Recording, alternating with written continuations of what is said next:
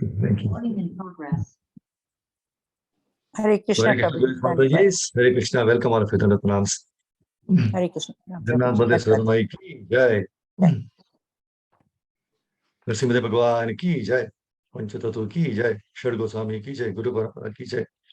Gurudev ki jai. Tai both. Om Namo Bhagavate Om Ajnanatimrandasya Jnananjana Shalakaya Chakshurunmilitam Yena Tasmai Shri Gurave Namaha Namo Vishnupadaya Krishna Presthaya Bhutale Shrimate Bhaktivedanta Swaminiti Namine Namaste Saraswate Deve Gauravani Pracharine Nirushesha Shunyavadi Paschati Deshatarine Jai Shri Krishna Chaitanya Prabhu Nityananda Shri Advaita Gadadhara Shri Vasadi Gaura Bhakta Vrinda Hare Krishna Krishna Krishna Hare Hare Hare Rama Rama Rama Hare Hare.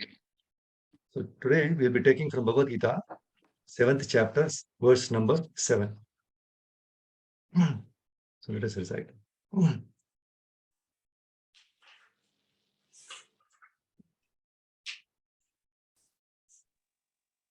Hare Krishna. Hare Krishna. Yes, Prabhu. Mata parataram nanya kinchin asti dhananjaya vai sarvam idam protam sutre manigana iva matha parataram nanya kinchidasti dhananjaya vai sarvam idam protam sutre manigana iva. Translation: O conqueror of wealth, there is no truth superior to me. Everything rests upon me as pearls are strung on a thread. Let us discuss whatever we can learn from this verse what Krishna is talking about. See, in the 6th chapter, I think 6.47 verse, Krishna explains that a yogi who always thinks of me in devotion is the best. Madgaten antaratma. And the first verse of this chapter, the current 7th chapter of Bhagavad Gita is known as knowledge of the absolute truth. So the first verse, he explains how to do so. It is concentrate on him in full faith. Now, faith comes from knowledge. And without knowledge, one may doubt Krishna's position, right? Therefore, in the chapters from 7th to 12th chapter of Bhagavad Gita, Krishna presents the knowledge of himself as the Supreme Personality of Godhead to inspire and strengthen bhakti. That's why in this first verse, in 7.1, he stresses on hearing, acquiring knowledge by descending process as the only process. So the first to third verse in this chapter, 7.1 to 7.3, he is stressing on just hear, knowing Krishna by hearing about him. So Krishna requests Arjuna to hear both his material and spiritual energies. And he declares that the transcendentalist who succeeds in truly knowing him is the most rare. In the verse number 4 to 12, knowing Krishna's material and spiritual energies, he talks about. See, Krishna is a source of both matter and spirit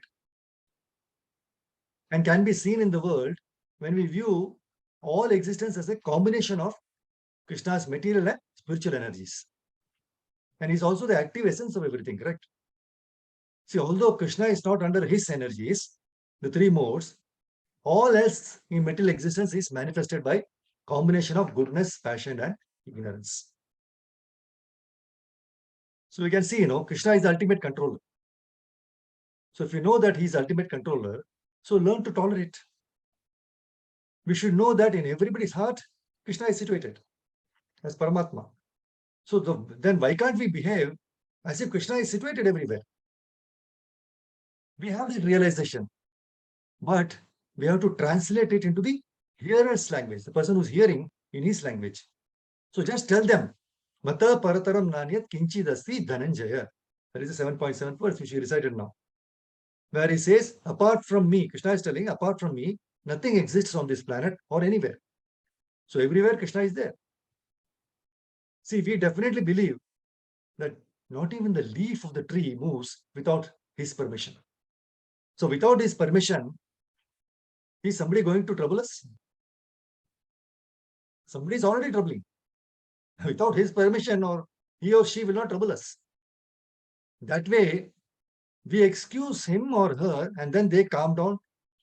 You know that, right? So in Srimad Bhagavatam, 7th canto, 15th chapter, 24th verse, gives the remedy for the threefold miseries. Kripaya bhutajam dukkham daivam jahyat samadhina atmajam yoga viryena nidram sattva nishevaya. Please hear very carefully. Number one, by good behavior and freedom from envy, one should counteract sufferings due to other living entities. By meditation in trance, one should counteract sufferings due to providence. And by practicing Hatha Yoga, Pranayama, and so forth, one should counteract sufferings due to the body and mind. Similarly, by developing the mode of goodness, especially in regard to eating, one should conquer sleep. See, in that, if other living entity troubles us, it is called Adi Bhautik Dukh. So, Kripaya is the answer. You should be merciful to them.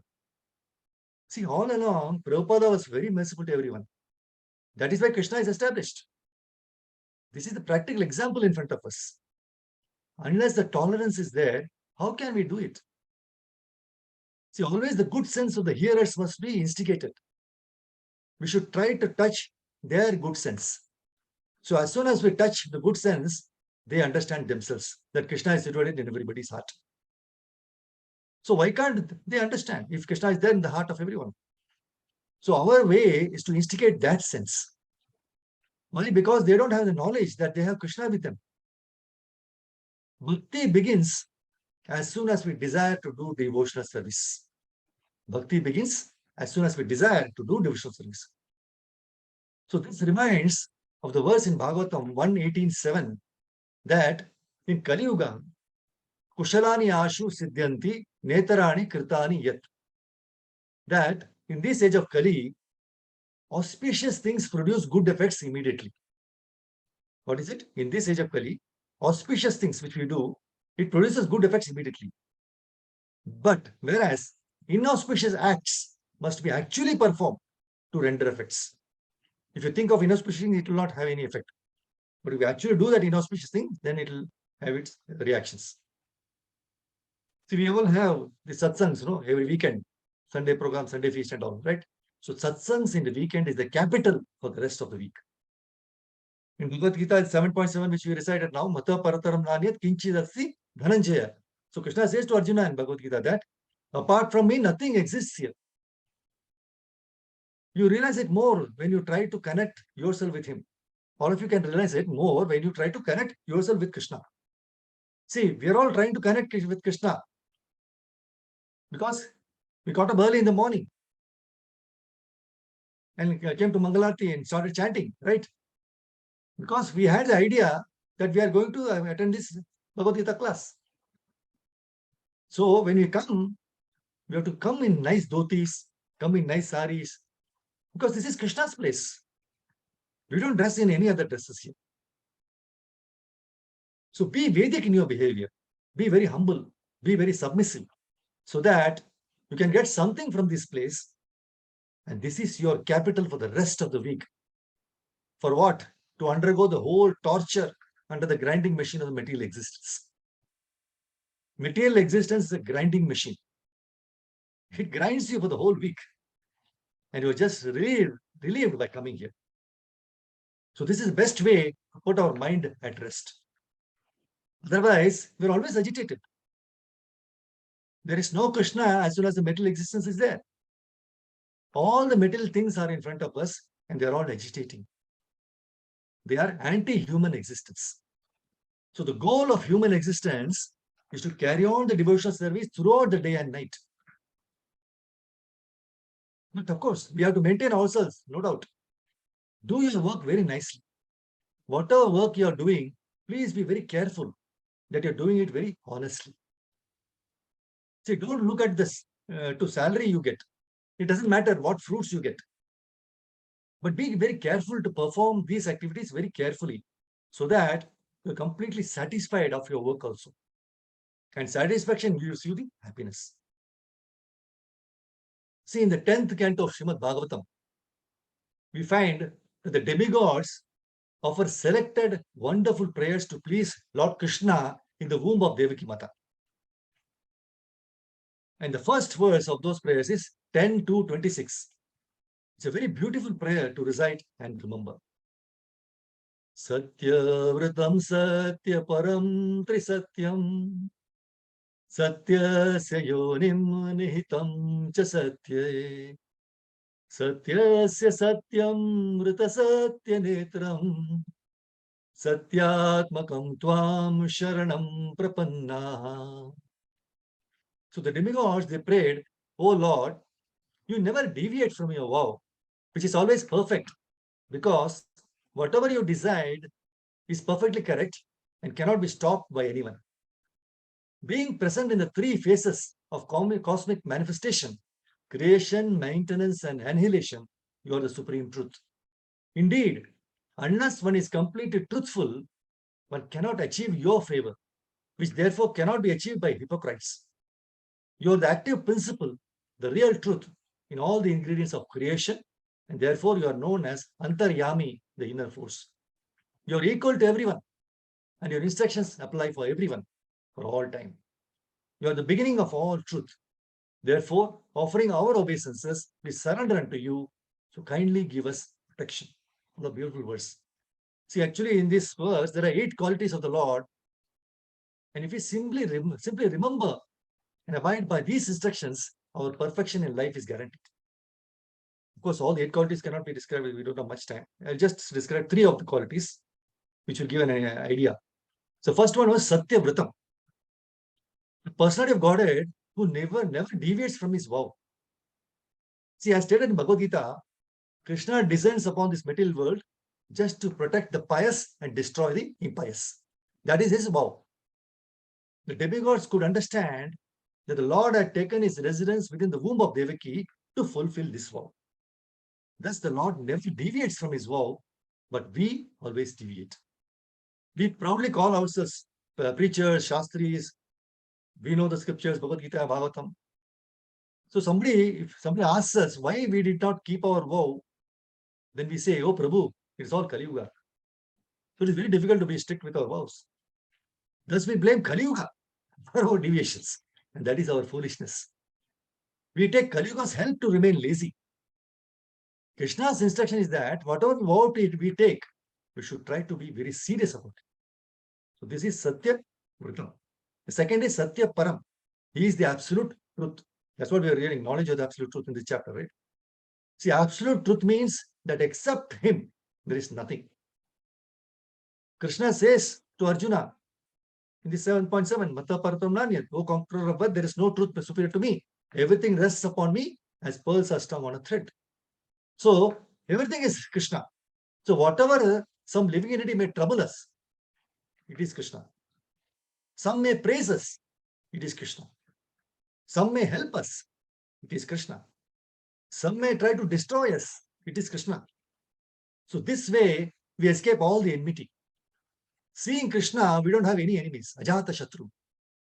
So that attitude we must be cultivated if you want to progress spiritually. Otherwise, your valuable time is diverted to the material enmities. And then there is no blaming. And there is what happens? There is blaming and counter-blaming, and we are reacting. So all our valuable time is wasted. We should try to save our time. So this absolute nature of the truth helps us to save our time. Whether we believe it or not, he is in control. And without him, nothing happens. And that is the meaning of Satya Param. The third one is Tri Satyam. He is always present as absolute truth before the creation of this cosmic manifestation, during its maintenance, and even after its annihilation. That is why in the seed verses of Bhagavatam, Lord declares in 2.9.33, Aham evasam nanyadyatsada satparam paschadaham yadetascha yovashishyeta yusosmyaham. What Krishna says, please hear. Brahma, it is I, the personality of Godhead, who was existing before the creation, when there was nothing but myself, nor was there the material nature, the cause of this creation. That which you see now is also I, the personality of Godhead. And after annihilation, what remains will also be I, the personality of Godhead. So this is what I stop here. This is what we were able to get from this verse. There are many things to be spoken, but we have shortage of time. So thank you very much, Puri Mataji, for giving this opportunity to glorify the Lord. Hare Krishna. Srimad Bhagavatam, Bhagavad Gita ki jai, Shri Prabhupada ki jai, Gurudev ki jai, Hare Krishna. Thank you very much. Hare Krishna. Thank you.